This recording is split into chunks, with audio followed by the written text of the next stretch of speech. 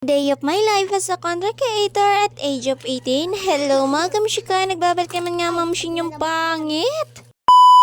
So hello mga kamshika, another day, another vlog na naman tayo ngayon. Actually mga kamshika, ngayon na naman nga makakapag-edit o makakapag voice over ang mamshin nyo. Gawa nga ng masyado nga talaga akong nabisi nung nakaraang araw.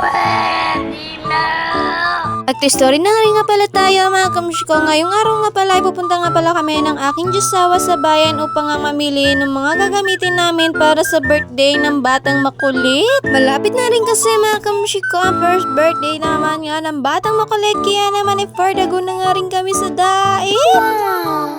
Ewan ko ba mga kamshiko, sa totoo nga lang ay mamshin nyo nga na-excited para nga sa kaarawan nga naman ng batang makulit. Huy, di kasi ako makapaniwala mga kamshiko na parang kailan lang magwa 1 years old na ang aking Junakis. So bago nga ang lahat mga kamshiko, ay dumiretso muna nga pala kami sa bahay ng aking mother para nga kunin naman yung helmet kasi hindi nga tayo makakapagpadait pag wala nga tayong suot na helmet. Mahirap na rin kasi mga kamshiko pag tayo ay nahuli. Huy, huli talaga.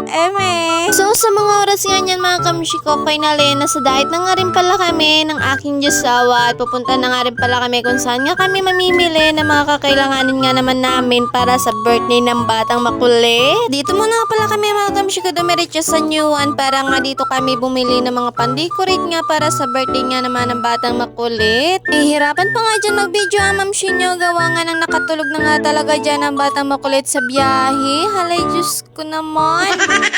Diyan nahihiya pa nga ako dyan mga kamshika mag-video, gawa nga na marami nga naman talagang taang nakatingin. Halay Diyos ko, meron ko pa ba noon?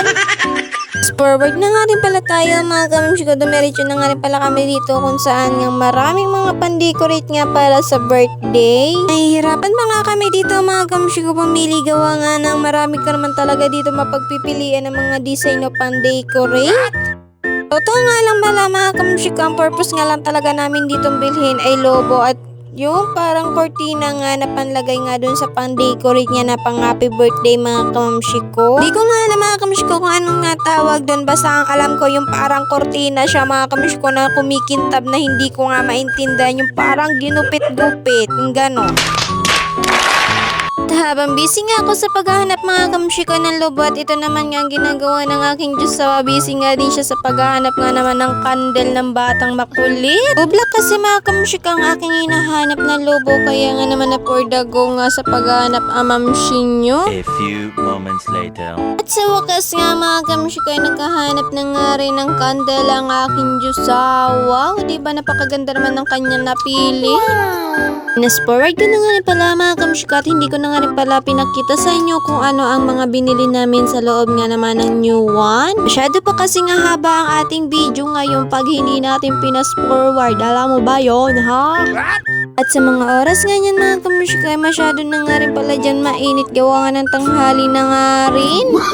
So hanggang dito na muna ang chika ng mamshin nyo mga kamshiko. Update ko na lang kayo sa 16 kung ano nga yung aming mga pinamili ngayong araw. Huwag kakalimutan mag-like, follow, and share. Thank you for watching!